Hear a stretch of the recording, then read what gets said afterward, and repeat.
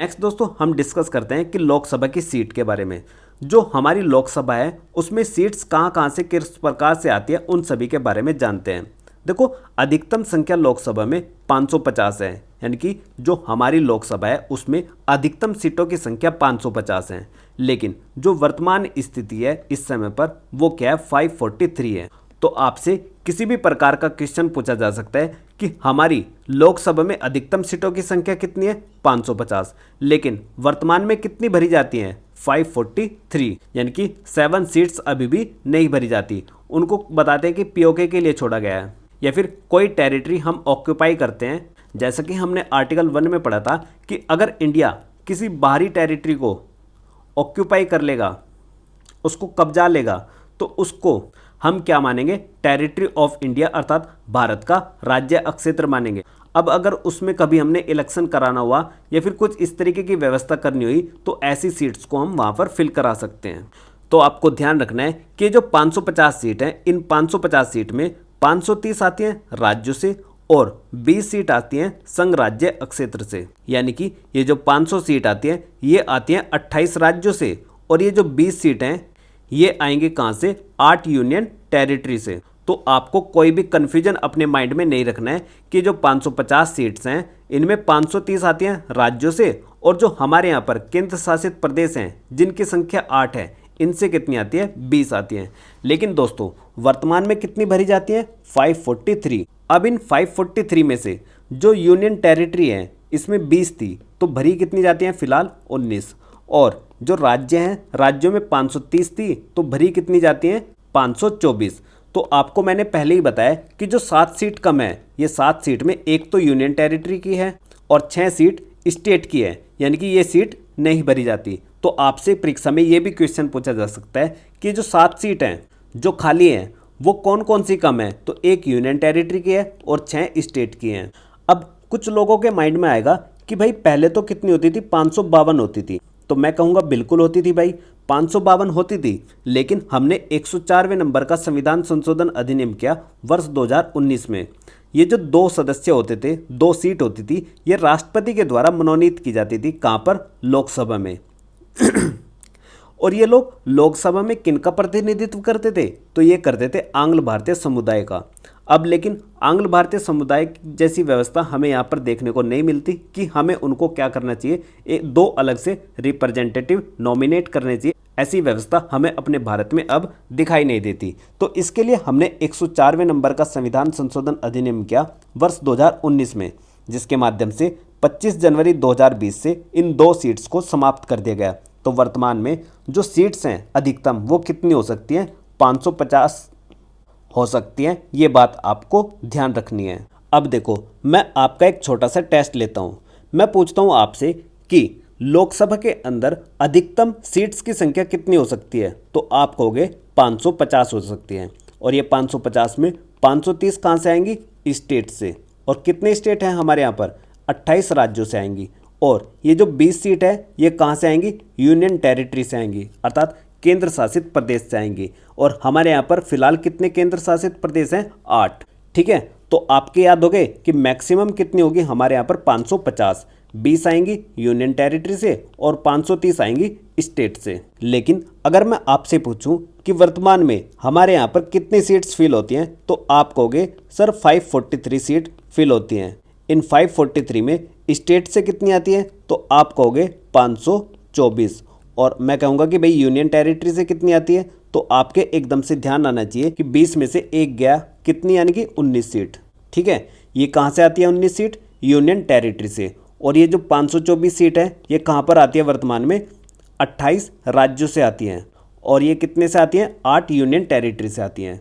तो कितनी सीट्स का डिफरेंस लग रहा है, 7 सीट्स का डिफरेंस है। अब देखो दोस्तों, ये तो हो गया नॉर्मल तरीके से क्लासिफिकेशन। लेकिन अगर हम एडवांस तरीके से क्लासिफिकेशंस करते हैं, जहाँ से एग्जाम में क्वेश्चंस आने के काफ़ी ज़्यादा चांसेस रहते हैं, उन सभी को भी डिस्कस कर लेते हैं। तो दोस्तों, ये जो 543 सीट्स हैं, इनमें जो एससी की संख्या है, एससी की सीट्स की वो कितनी है, 84 सीट हैं। और वहीं पर एसटी की सीट्स की संख्या कितनी है, 47 है।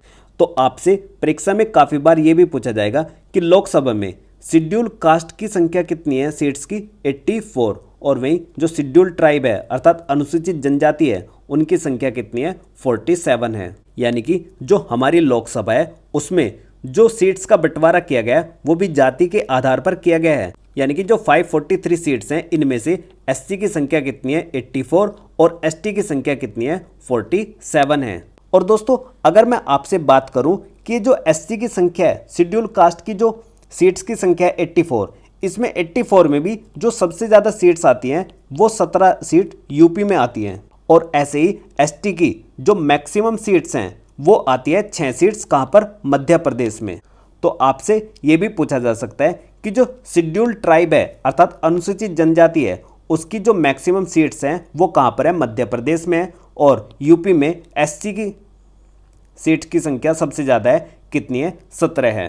ठीक, लेकिन दोस्तों ध्यान रखना यहाँ पर एससी की सीट है, एसटी की सीट नहीं है। ये यूपी में एक भी एसटी की सीट नहीं है, ये बात भी ध्यान रखनी है आपको। तो देखो अब ये जो 19 सीट हैं ये 8 केंद्र शासित प्रदेश से आती हैं। अब कितनी सीट किस केंद्र शासित प्रदेश से आती हैं उनके बारे में भी डिस्कस करते हैं। तो देखो जो हमारा दिल्ली केंद्र शासित प्रदेश है यहाँ से 7 सीट आती हैं। दूसरा दमन एंड दीव दादरा एंड नागर हवेली से 2 सीट, अंडमान एंड निकोबार द्वीप से 1, पुद्दुचेरी से भी 1, चंडीगढ़ से भी 1, लक्षद्वीप यहाँ से भी 1 और जो जम्मू एंड कश्मीर है दोस्तों यहाँ से आती है 5 सीट और जो हमारा लद्दाख है यहाँ से आती है 1। तो आपको ये दोनों के दोनों काफ़ी इंपॉर्टेंट है, याद रखना है, क्योंकि इनको क्या बनाया गया है, ये नए केंद्र शासित प्रदेश बनाए गए हैं। तो आपको ध्यान रखना है कि जो जम्मू एंड कश्मीर है यहाँ पर लोकसभा की 5 सीटें और लद्दाख के अंतर्गत कितनी है, 1 सीट है।